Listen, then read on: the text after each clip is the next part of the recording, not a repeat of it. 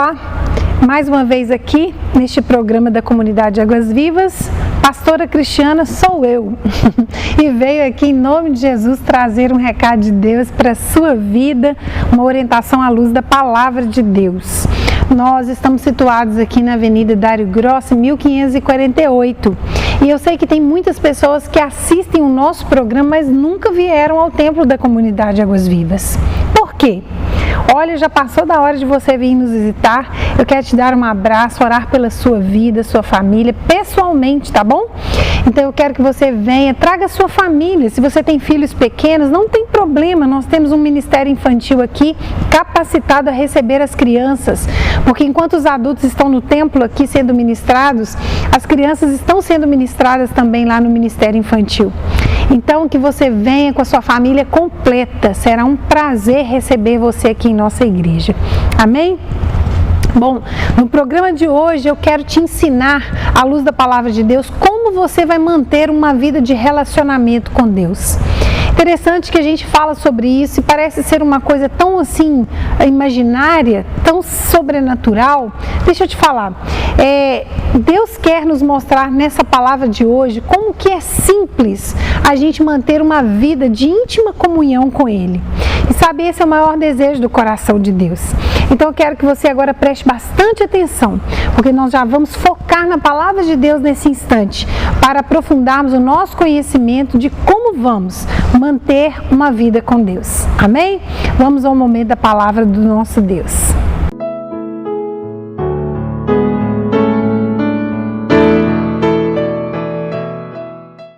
Em Efésios, no capítulo 1, versículo 5, nós lemos algo muito lindo na palavra de Deus. Eu quero ler para você agora. Efésios, capítulo 1, versículo 5. Diz assim: Deus já havia resolvido que nos tornaria seus filhos por meio de Jesus Cristo, pois este era o seu prazer e a sua vontade.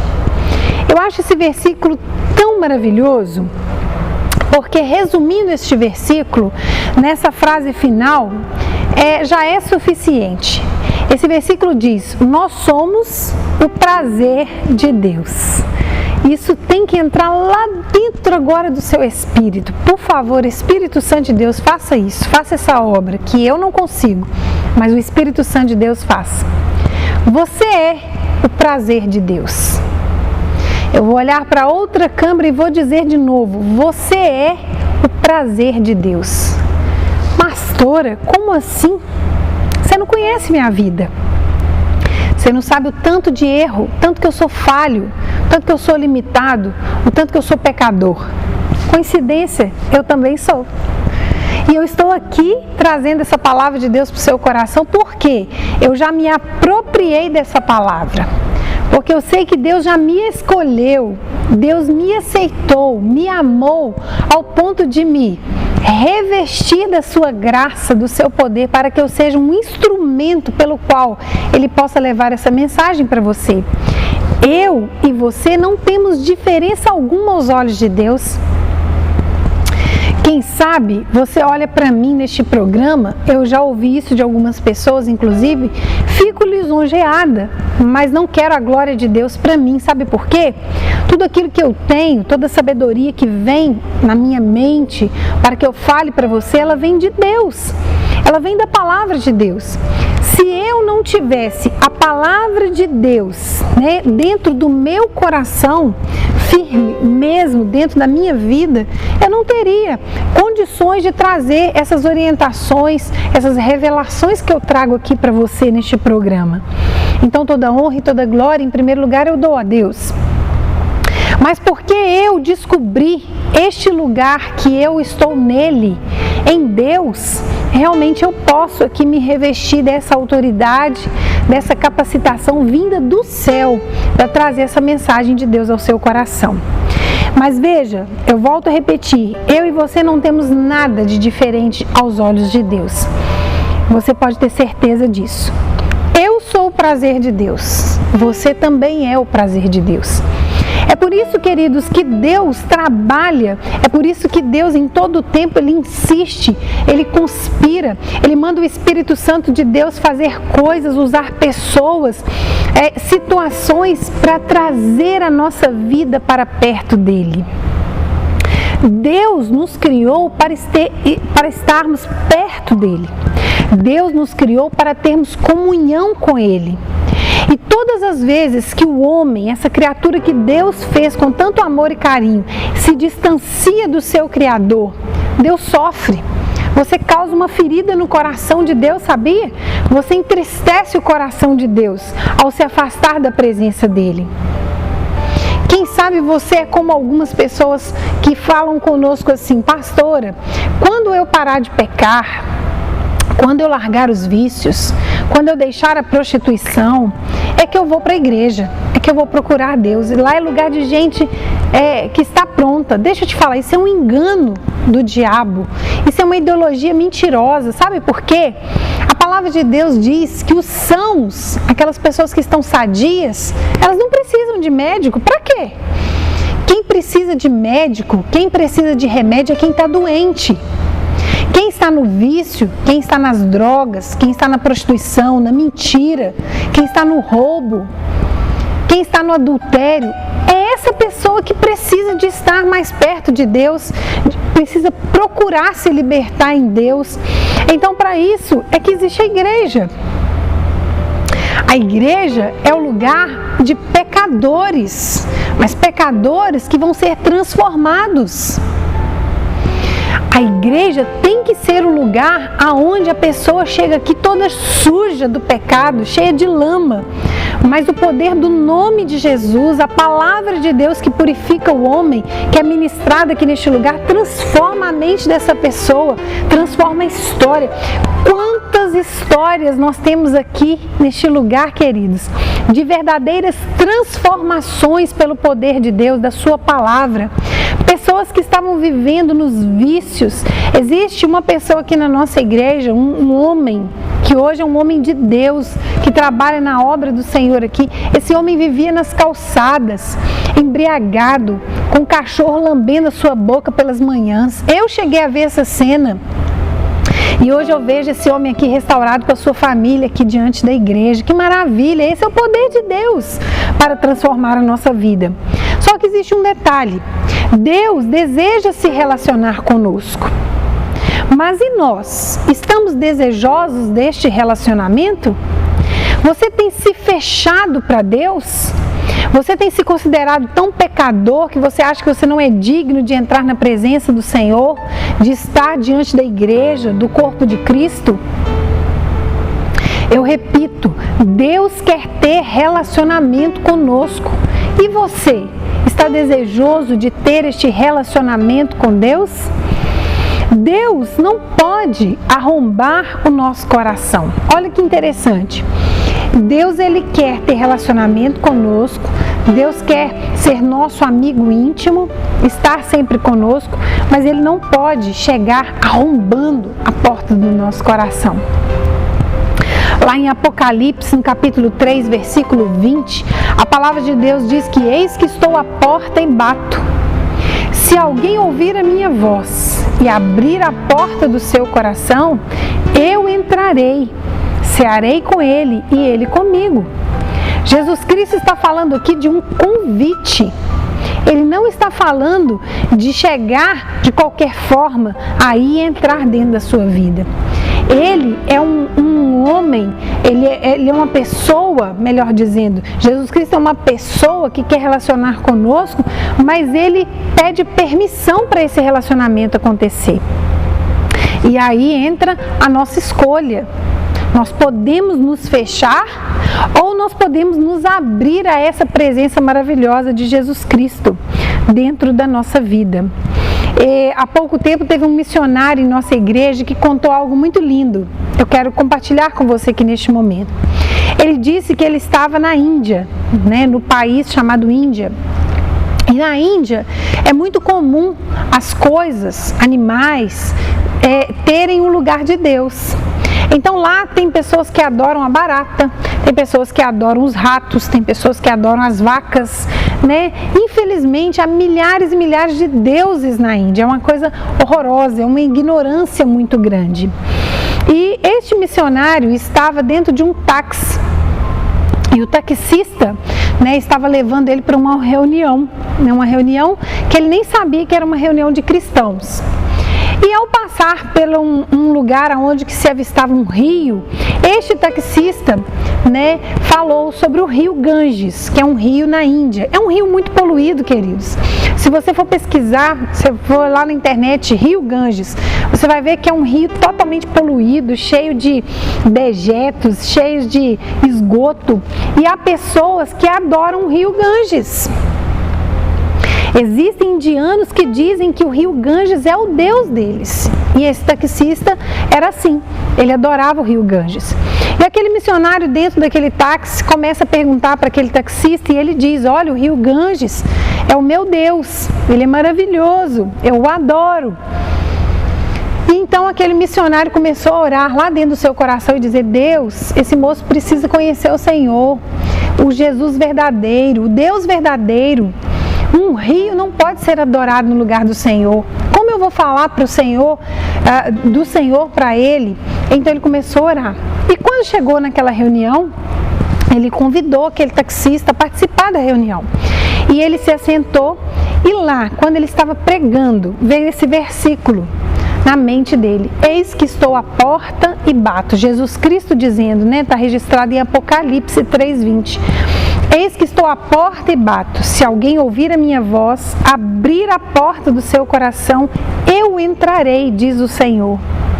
E no momento que essa palavra foi ministrada, aquele taxista que adorava o rio Ganges resolveu abrir a porta do seu coração. Olha que maravilha! E ele fez a oração de entrega, de abertura do seu coração para Jesus Cristo entrar. E Jesus Cristo entrou com a sua presença ali, que toda aquela mentira caiu por terra. E ele passou então a adorar realmente o Deus verdadeiro. Que maravilha, que testemunho lindo. Isso nos mostra que Jesus quer ter relacionamento conosco, mas que depende da abertura do nosso coração. Você já abriu seu coração para Jesus? Quem sabe você tem procurado em tantas fontes, em tantos lugares, mas não parou para entregar para o Deus verdadeiro a sua vida. Esse é o momento. Abra o seu coração, entregue a sua vida a Jesus. Diga, faça uma oração simples. Aí agora ele pode entrar aí dentro do seu coração nessa hora.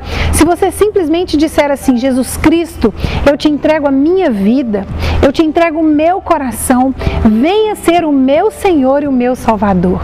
Se você fez essa oração, você acabou de ser selado pelo Espírito Santo de Deus e você é um filho de Deus amado e Deus vai fazer morada, vai ter relacionamento com você. Amém? Coisa maravilhosa. Quando você se dispõe a relacionar com Deus, algo acontece de uma forma muito linda. Ele se torna seu amigo. E nós vamos ler isso lá em João, no capítulo 15. No versículo 15 diz assim, olha... João 15, versículo 15.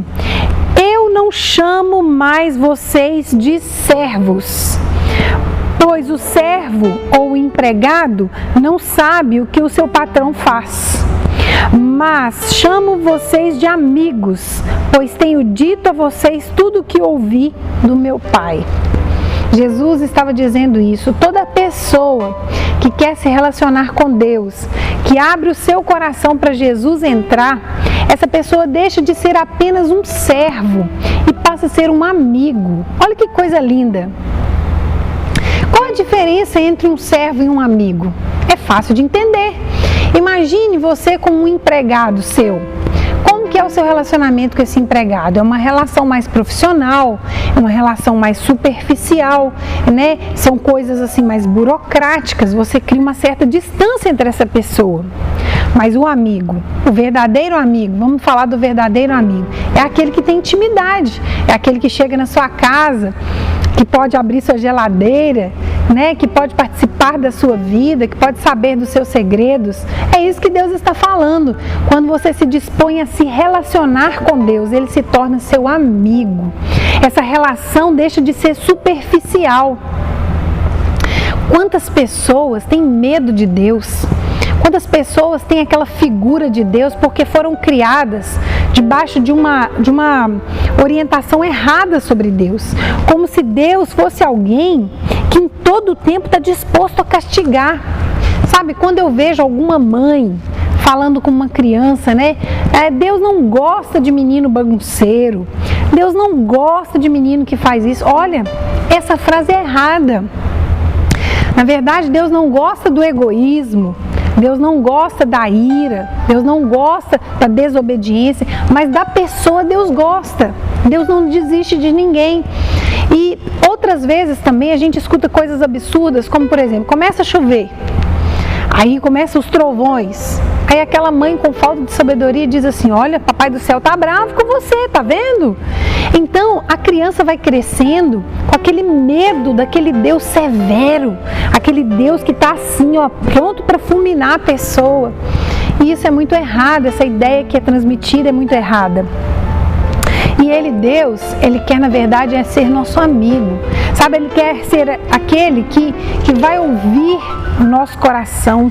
Como é bom, eu tenho experimentado isso, sabe? Em dias de angústia, de preocupação, de ansiedade, eu vou para um quarto de oração que tenho na minha casa e eu falo com Deus, eu deito no chão, sabe, ali da minha casa, ainda mais nesses dias que tem feito tanto calor, eu deito ali e eu ergo as minhas mãos e eu falo com Ele como eu estou falando com um amigo. E é assim que Deus quer se relacionar conosco.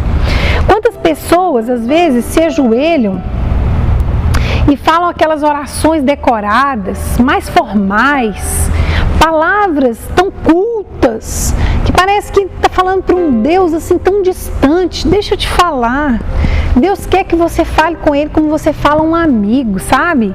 É você chegar para Deus naquele dia que você está brava com Deus, porque você acha que Deus é culpado de algo que aconteceu na sua vida que você não gostou, sabe?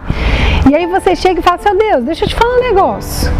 Só me muda aqui meu coração, porque eu tô chateado com você. Parece que você fez algo que não me agradou e eu não estava na expectativa daquilo acontecer. É assim. Com Deus é assim. Ele nos trata como filhos, filhos amados, amigos de Deus.